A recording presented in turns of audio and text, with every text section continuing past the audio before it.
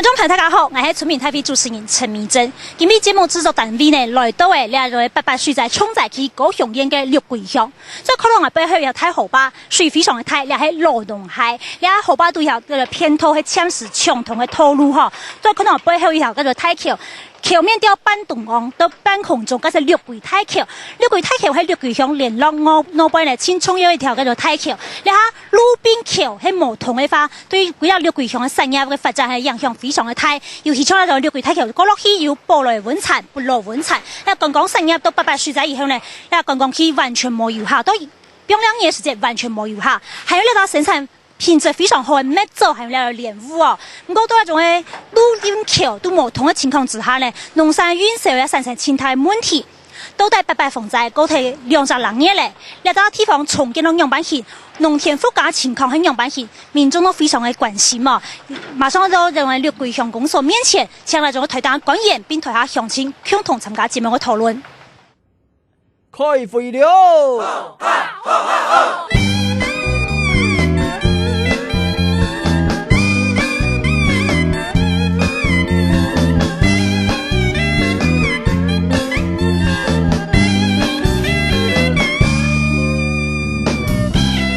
好，來到鄉公所面前呢，馬上為您介紹現場的來賓。第一個係你呀，蔡體所選出的立法委員、中社府總委員好。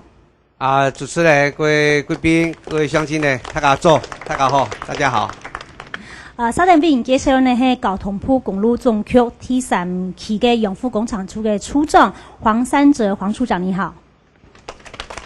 主持人好，委員好，各位貴賓好，還有各位鄉親，大家好。稍等為您介紹係經濟部水利署第7河川區嘅局長張良平張局長，你好。主持人好，委員好，各位貴賓，各位鄉親好。稍等為您介紹係農委會水土保持局台南分局嘅種嘅秘書宋國初宋秘書，好。各位鄉親哈，大家平安，謝謝。再來為您介紹係六桂鄉重建關懷協會理事邱明強邱女士，好。各位觀眾，各位貴賓，大家早哈。好，頭下看到呢種嘅玻璃大橋已經斷體咧哈。其實咧下嗰個六桂鄉嘅橋邊路，係咪種嘅農田大塊，種嘅穩產業嗰種嘅，這種冇法來恢復營業嘅情況非常嚴重啊。先聽聽新聞記者鏡頭去現場了解下，到底六桂鄉嘅災情有幾嚴重咧？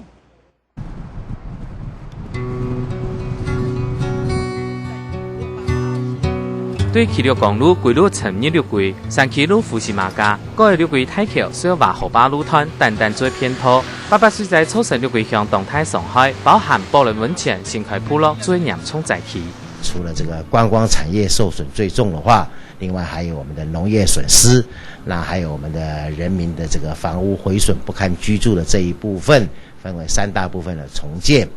六桂鄉新美新寮一個莊頭出產吳尊沙練武同作為當有名，88歲在過後，是莫講練武作為模態咧，就連天梯親手本水打造幾8甲，農民愛叫毛毛子。88歲在啊，是產嚴重。現在個人企業位置啊，就係私人土地，按個也飆過去啊，吼，已經比差唔多88水流係差唔多有將近100米。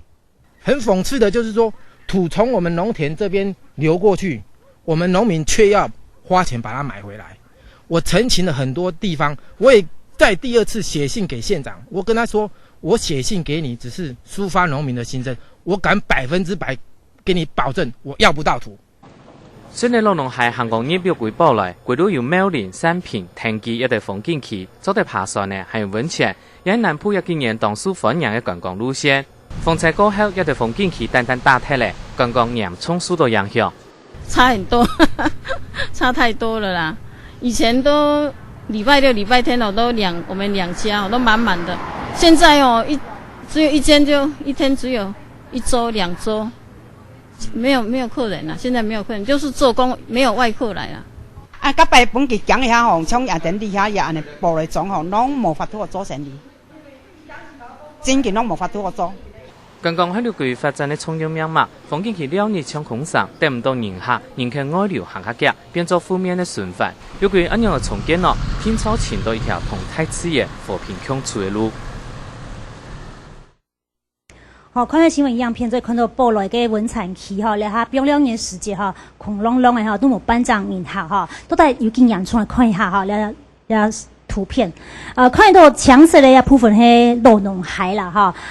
所謂起6公路係起3到6軌，也是團27線哈，然後南灣公路係28線，然後2條路呢都係經過6軌地區苗林國家風景區，還有三品森林遊樂區，並且羅農海泛舟啦哈，羅文產啦，藤枝新寶來文產。遊樂區啦等等哈，然後地方都因為路不同哈，路要講團體哈，使得那個觀光商業完全冇辦法來停通哈，要等於青島都後巴順的農田哈，要文泰去隔牆鄉哈，再快放一下現場的詳情哈，現場的詳情可以跟我們講一下嗎？說目前寶來的這個六龜鄉的這個情況是怎麼樣？那是不是讓電視機前面的觀眾朋友了解一下？有沒有鄉親先舉手發言的？那位先生，我的意見是講安尼啦，做我有報災害啦吼，我迄厝誒吼，算講佇路邊啦，迄個路已經崩掉去啊，即擺路已經足歹行就對啦吼，但是縣政府講叫我講着愛遷村啦，我但是講厝都好好，看望咱政府會當講來甲補冚起來，有路就是厝無問題啊。你較早你的厝離迄個河？那個河川有多遠啊？我迄是離正遠咧，但是伊土石流已經崩去，崩去已經崩到厝內啊。即擺伊是講叫我強制要遷村，我是講我厝要好好，但是無路爾。我是講看下當咱地方人士甲鬥幫忙講，來甲做一個補冚，互伊講莫閣刮起來，內底還閣幾啊號咧大啦。你敢袂驚後一屆大水來就刮着恁兜啊？我是講，主要是講安尼啦，掛咧阮兜是無毋對，但是你若是講，若有法度緊做補冚起來對無？路有路好行，佮厝也袂危險。阮內底是還閣有2-3戶，掛我攏總還有4戶。但是我若遷村，但是無路，因內底嘛是困難。多謝。還有多一個鄉親，哪一位鄉親？好，了解欣賞，這位先生。寶來基本上這一次整個風災受創雖然是很嚴重啊，整個溫泉區的產業的話，基本上飯店受創的部分是有幾家，其他的飯店本身建築物都是好的，但是對整個溫泉區的溫泉井的源頭這些的損壞是蠻嚴重的。那目前我們比較困難的部分是說，溫泉怎麼去把這些河川的泥沙淤積清除掉？把溫泉的源頭再找出來就對了。對。還有第二件事情是，我們需要就是一些政府給這些企業低利的融資，趕快讓我們恢復，就是像溫泉的管路啦，或是其他的設備是，可能是我們在近期內需要盡速加強，就是我們的一些。像我們有很多維修啊、整建啊，需要這個資金，希望能夠短期的低利融資就對。對，因為我們現在有很多的企業啦，都是在這個部分的。那其實包含農民的部分也是很多，因為現在有很多農民可能他只能透過農會的系統，那是不是中央也能給我們當地的農民一些金額也不用很高，大約100-200萬的低利的貸款，因為有些他雖然是農民，但是他可能並沒有農民的身份，他沒有辦法透過他是兼業農就對了，不是專業農，他並沒有辦法透過農業的這個農會的系統去借到錢，他不具農會會員身份。對。好，謝謝這位先生。還有哪一位鄉親？好，也係有2點，對啊，88歲仔啊，對我哋6個鄉重創實在嚴重，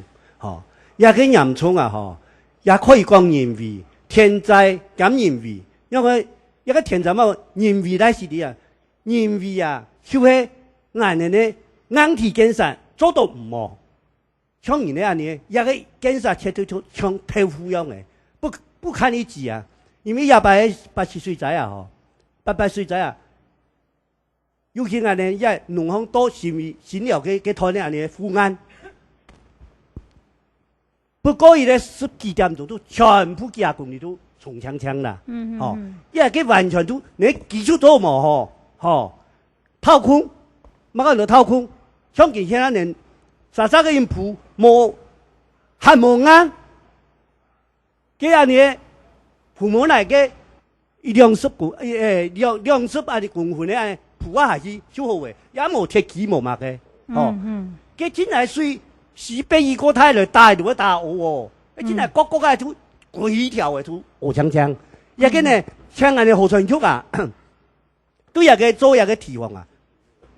品质方面突然间加强，好，绝对拜托拜托。好，感谢理事长。好。我们先请台上的乡亲来，台上的官员这个回应好了哈。我想先请教一下张局长哈。刚刚这位理事长讲说，他觉得这个护岸的提案的这个工程哦，跟豆腐渣一样。他说就是薄薄10-20公分的水泥，这个还没有干，这个大水一来又打坏掉，它里面一根钢筋都没有。他觉得说这个河川的这个护岸工程要加强，这个部分是不是局长在这一次的这个水灾过后，未来的这个工程上面会注意到这样的状况？那这次我想在桃园乡，我们在山区里面就下了累计雨量就下了2600mm等于说超过一年我们平均雨量，我们台湾的平均雨量是2500，对，这边下了2600，那因为我们六龟乡是属于山地这个泡水我想这个土质泡水泡的都整个都就下滑了，整个没有力量，所以发生土石流非常的多。那土石流一发生的话，如果冲到这个老龙溪，它变成一个河床底垫高的一个现象垫高河床底一垫高，它就有扩张河水就扩张，变成河床很大。那我们的堤防其实在我们堤防当然在保护第一就是保护住家为主所以我们在像我们现在六龟的护岸六龟都市区的一个护岸是钢筋混凝土的，根本没有坏但是因为这边是山区，我们是利用低度保护低度保护的蛇笼或者是比较简单的工法来保护不被冲刷而已。那当然这些低度保护的设施当然经不起这个那么大的一个洪水这个所以我想因为这个，那未来会不会在那个非人口密集区也会来加强这工程的这个施工的这个强度？可能是这位理事长他比较关心的。是因为其实六龟是一个观光地区啦如果你全部用混凝土的话，你那个景观上视觉上是不搭调的啦所以我们大部分都会用一种比较有景观的工法来做啦那只是一个低度保护那住家我们一定是用钢筋混凝土，但是有一些农田或者是一些农地的设施，我们仅能用这个所以因为这个河川区段不同，所以施工的这个做法会不一样。是。好，那我想现在请教一下我们这个黄处长，就是我们看到这个目前这个公路的部分其实受损相当严重。那我们知道这个公路就好像是个经济的动脉一样，那不管是观光产业或农业也好，都需要这个公路畅通来让游客进来，让农场运销出去那目前在这个公路整修方面的进度是怎么样？这一次因为超大豪雨这刚刚张局长有讲过就是说在桃园地区大概2600 mm然后那个洪流量大概是超过200年，那造成所有的公路的损伤。那在六龟地区的话，我们从应该是8月16号开始了，在陆续的就是前以来已经抢通。那到目前为止，所有六龟、宝来、老龙对外的交通大概整个都是已经抢通了。那刚刚温泉业者这个有讲过说，我们抢通完了以后，现在路面看起来是比较不好走。那在我们的计划里面，本来就是说，第一个先以把它抢通为首要的目标，让大家的维生路线能够维持。再来呢，我们就是要铺耶溪。那最近没有铺，这个很抱歉，就是我们也希望把它铺。那可以铺的时候，我们都铺。在我们六龟桥那个便道，然后从我们六龟外环，我们不希望说他的车子进到我们这里面来，那我们多开了一条那个便道，也是河川局的帮忙，就在他们溪旁边我们帮他做了一条便道，然后绕过六龟市区。那这一条我们也是想着把它先抢完以后也是铺的 AC。那最近因为我想在地大概都知道下雨的下雨，所以我们会尽量去赶快去把它就在天候允许的状况下，赶快把这个柏油路面给这个完成就对了。我们刚刚来的时候看到六龟那个隧道，我们已经开始在整理了因为最近天气好，看又阴天了我们又担心了。本来是讲好，我们就把它铺 AC 那这个是在我们整个过程中间是也希望配合。六龟中间，不管是不老温泉或是宝来温泉中间的开花的营运的时间呢，我们会把路呢给整出来，会把它赶快去铺 AC。我想最近我们开始就会渐渐的去马上就视这个天候状况来做一个。对，是因为天候影响，那我们会尽力的去赶办，这绝对没问题。好，那谢谢处长。像到 V 眼啦，还有两民众讲到。是不是有个低利融资贷款？伊的建业农技可能要有从事农业，不过佢并冇了省份去劳农费的推款，那部分系咪中央部分做天数？我们在重建特别条例里面呢，也有这个一个特别的条文呢明定。那么中央呢，还有我们金融单位呢，要对我们灾区的这些产业民众呢，提供甚至农民呢，提供低利的贷款给他们在做一个。复建的时候、重建的时候在金融方面、资金方面给他们方便，给他们协助。但是到目前为止呢，我们所了解到的，就是中央甚至我们立法的时候有这样子一个条文在那边。那中央重建委员会里面开会的时候呢，也一再的去交代我们金融单位呢，要这个落实这样的一个政策。到目前为止呢，基层的金融单位呢，大概还没有收到这样的一个指令，所以在民众呢提出申请的，到目前为止呢，大概还没有委员这公文会送太慢一点的。所以这个部分呢，这个部分到前天呢，我们在中央开会的时候呢，也把这个问题呢也提出来，否则呢，现在我们的很多像宝来新发，对，我们六龟很多其他观光产业这些饭店也好，或者是民宿也好。甚至餐厅也好，对你要重新再重建，要去恢复它的一个营业的这个一个过程的话，总是需要资金嘛。那宝来这个地区呢也比较特殊，因为宝来的这些观光业者呢，大概多数都是不合法的所以不是合法的这一些建筑物你过去呢要去融资的话，银行不会融资给你，不会贷款给你。那他们呢就用。外地的高雄、台北、台中，他们的房子不动产呢，拿去银行贷款，贷的款呢，拿来这边去做建设。但是现在这边的建设呢，受到这个破坏了。是。所以要怎么去跟金融单位呢，来做这方面的一个沟通协调我觉得这个是一个问题。像我参加休息有记啦你还是讲目前那种六轨体系人家三亚重建了观光三亚重建了路亚重建农田的复工其实是千头万绪非常的多但是你们认为的优先顺序，清理也有最重要的哪一项，一天的脚来做各位来宾各位乡亲，采爱审理的六轨乡的乡民来讲当时88岁在的时间。其实我本身的工作关系，我台体卫生所做共享卫生的个工作我可以讲清楚体的现象图，交通的问题最重要，因为当时从保来体系的时间 ，NEP 有一定个三拿甲线，对这方面安尼过去所以交通的无限改革呢，也个某个东西都唔是讲，某个观光事业啦，某个东西都唔是讲，因为呢，所有 NEP 来人观光的人，伊体咧一天问个安尼个交通经验的。那个交通唔好，而且冇方向路来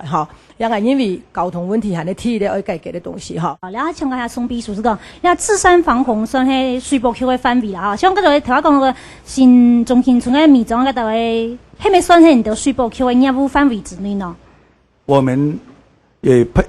請那個鄉公所配合我們，就是有一些搶修通的工程就是今年像今年那個災害。到现在目前已经有办了30几件的抢修通的工程另外还有一些那个附件的工程，一共有6000多万目前已经6000多万在执行所以谢谢。有才金行是出来了有那主要係呢在迄位搶救的工作了不過怎麼樣來重建復耕我相信也是很多鄉親很關心的希望各位請教台下的鄉親是講對於這個復建復耕有沒有什麼樣想法？好，那位先生。感謝來六龜關心我們上一次院長有有指示潘主席帮大家灾民找地，然后后来又是乡公所要去找地，可是这个地是退辅会的地，谁敢去得罪承租的人？我想干脆是不是请退辅会告诉我们哪一块地可以重建？我觉得这很简单，不要再由乡公所去筹钱来买这个地来重建，然后做到最后好，大家都找不到地，我们都去山林住。可是我发现很多人是想要永久住在这个地方。我是希望啦，因为我们说实在的，六龟80%以上都是做农业的。我希望官员，如果你真的要改变我们农业的体质跟竞争力，你不要只是坐在办公室里，批准说我们的一个灾区的补助啊、核准啊，或者是来上个2个小时的课，就让我们全部的农业都能够达到世界的先进水准。我知道台湾的农业是在世界上一流的，可是这样的技术在哪里？在官员那里，在农改场那里。你官员能不能下乡，直接的走到灾区辅导农民？而你那些经费，比方说你补助农药、补助套袋、补助肥料1包30块，这个能够做什么？你真的能够改变竞争的？要下乡真正来倾听民意就对。六龟隧道这个地方这个地方这一次整个灾害把那个地方的建筑物都冲毁了，包括道路也冲坏了。那它已经恢复到在以前的那个景观，那我们觉得那个景观才是这个地方最重要的地景。那我们希望那个钟委员这边帮我们协调公部门的横向联系因为这里有好几个公部门单位去辖管的啦那我们希望这个地方未来不要再有不适合的建筑物进去了，不要再有过度的水泥化或过度对，我们希望低度的这个开发就对了。我们希望它未来变成一个自然公园的形态，让我们这边的观光有一个更优质，让都市人更向往的一个自然空间。就是在18罗汉山那个地方，就是隧道，而且那个地景也是世界难有的这样的一个地景。那我们希望这个外环道路用高架的经过。从那边经过，不要影响那个整个的景观。那这个高架经过了之后，高架的上面我们可以做景观台，它还可以看18罗汉山隧道这里的景观，也可以看到对岸河床老农溪跟山水的这个景观。那个桥下就是道路的下方了可以变成一个清水空间。这个清水空间就像高速的铁桥下面一样，让游客来到这边有一个更好、更亲近自然的一个空间，这样的一个想法我们再开放一下这个阶段，我们再开放这位乡亲好，我们讲下这个砂石清运部分。那这个讲完之后，我们请台上的官员跟委员跟我们回应一下。好，请说。其实这一次最大的灾害是因为砂石淤积造成河床垫高之后，两岸的颠簸挡不住洪水的冲刷之后，一直在坍方那我觉得我们建请水利署这边是不是可以建请中央还有委员这边，台湾的采砂政策是台湾最大的祸害一定要重新去思考这个采砂的政策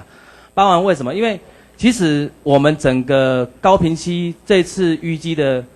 泥沙大约是2.8亿万吨方。那个的泥沙，那因为它每年采砂的部分大约是500万立方那我们有请求，就是说，因为宝来段一直到六龟这一段是等于中高上游的一个的泥沙的淤积的路段，但是秦河村更严重但是他们现在在采砂都是在六龟以下在采砂，上游并没有采砂。但是中央答应我们是说，从今年到100年宝来地区只要拿200万立方那个200万立方，像上次下一个大雨一下来，随便的那个泥沙都超过200万立方所以这个部分我们是说，是不是可以把这些泥沙用政府的经费，把它拿到高雄市去做南新计划？因为南新计划就需要1.5亿立方那这些南新计划的沙子从哪里来？还去跟大陆买陆沙那为什么我们不能把水利署这些泥沙，在1-2年之内把它全部清出去，然后用在南新计划，然后你整个河床的淤积会造成下一次的更严重所以我们是希望水利署采砂的制度应该是要从中上游开始来处理，那这一些沙子不要再把它当成黄金来卖了。好，谢谢您。好，我们请台上的官员来回应一下哈。我想先请教一下这个公路总局这边，有没有可能过年前这边的这个交通状况能恢复到一个比较 OK 的状态？那刚刚所说的，如果说天气许可，我想在过年之前啊，就是说可以铺 A 系的地方，我们绝对说全部去把它铺完。那是上一次在宝来的时候，宝来业者有这个要求，有这个要求，那我也责成我们的所有的工作同仁呢，跟承包厂商呢一直继续在做。那我相信呢，只要天气许可，我们应该在过年前呢，可以铺 A 系的地方呢，我们全力全部把它铺完。那我想请教一下河川局的局长，就是说有可能砂石清运是用河床上高规格便道来做，不要行经乡内这些主要干道吗？有可能吗？我想我们去年的疏浚在宝来就疏浚了20万立方，那我们就是用西床的河床便道，但是是低规格不用高规格，因为高规格实在是你洪水一来就冲毁所以这等于是浪费金钱了，所以我们还是用这个低规格的一个河床便道，而且要打30公里从这边从宝来一直打到离港屏东县的离港。差不多30公里。当然疏浚，你不要小看这200立方因为疏浚是这样，你如果下游不疏，上游通了也没有用，因为你下游不通。所以一定是还要从下游疏上来。但是宝来我们最重要，我们疏浚的原则就是你有住户的有人口的，有意淹的，我们是第一优先。所以我们先在重点地区，在宝来的对岸。先输200万立方这个是不得了，因为所有的车辆要跑20公里，砂石车有没有那么多这个都是我们在考量你的能量的问题，你运输能量的问题。我想，如果宝来现在我们预估是淤积15公尺，河床淤积15公尺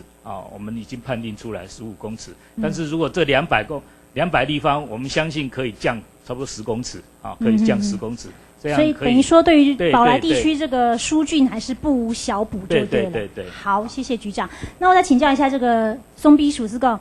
有可能他是讲，他水部区推出个人农村再生计划嘛，刚才台湾提到讲，六规体系竹林体系，下面判法变成讲农村再生的示范期，加在200个田宅，因为已经大破坏了嘛，下面加在200期比比较变说一下农村再生的示范期。有关于。在921的时候其实我们都范例可循了像那个埔里镇那个桃米社区，桃米社区呢，经过那个灾民跟社会、政府还有社区大家一起努力的结果呢，创造一个非常生态的那个社区的既有25座的那个生态的生态池，还有3条生态河道另外呢还有2座那个就是那个废弃物那个厨余的回收系统这些呢，另外还有种了一些4万棵的那个原生种的苗这些呢造成那个当地的社区呢非常生态。而且配合那个生产生态生产还有生活的非常有生态的那个三生产业的一个示范区，对草米社区，对。所以等于说，必须会建议讲，其实你地方要有可能从透明沙区中变做要3生，是种产业生产，还有生发，还有那种生态都做兼顾都要地方，所以。援引桃米社区的经验，对，好，是可行的啦是可行的该委员，台湾两民众讲提出很多意见啦跟你们来看那边了意见是由中央政府那边中央的单位来整合。那么当然也有很多乡亲呢提到说我们六龟未来到底要怎么去重建？那每一个人印象里面呢，一听到说六龟就知道说宝来、新发、藤枝、善品这些地方，这些风景区呢，但是这些风景区呢，这次在88水灾的时候都是变成重创区，所以我们现在中央政府重建委员会里面呢，那么我们也去把它划分了、区分了。那么现在六龟呢是列为第1级的一个重灾区，所以很多的这些地方的重建工作你必须要符合我们政府规划的。比如说刚刚竹林地区呢，它现在是不是被列为一个不得重建的地方，不得开发的地方？这个是一个非常重要的一个关键点。那种假如一级重灾区跟重建条例已经被列为是这样的一个地区的话，那么事实上我们也没有办法再去开发了。所以这个部分呢，要跟我们地方的民众，还有这个我们重建委员会所聘请的这些专家们呢，要重新大家去有一个沟通。所以我是觉得，我建议我们中央呢，现在最重要要做的工作，我们现在编列很多预算，下礼拜一开始呢，就要开始去审查这个1000多亿的预算。那么这个预算呢，要用到哪里，要花到哪里？刚刚我们的乡亲也提出了很多宝贵意见，比如说你在心理重建的部分，你编了66亿，那为什么就业服务7.9亿？就业服务在7.9亿所以这个到底要哪一个重点的话，我们下礼拜一我今天听到了以后呢，我也会在下礼拜审查预算的时候会把它提出来，把它反映出来。那么还有很多这个最重要的一个产业呢，就是说我希望说我们重建委员会呢能够安排个时间到我们六龟乡呢，像这一次呢包括老龙也好，新发还有新开地区，那么以及我们这个大金我们那个中心村，还有其他的这个重创的这些地区呢，能够深入去了解，能够跟我们地方的民众，我们村长今天也来了老龙的村长也来了，去跟他们坐下来谈，到底我们现在中央政府要重建的时候，你们地方希望将来你的老农村要变成什么样的一个特点地区？新发新开要变成什么样的一个地区？这个部分要去听听他们的意见。像了迄关于咱农业还有投入嘅相同的方面嘅进行嘅状况先去看一下广告以后过来讨论啦。观光产业比社区重建应该冇嘢进行。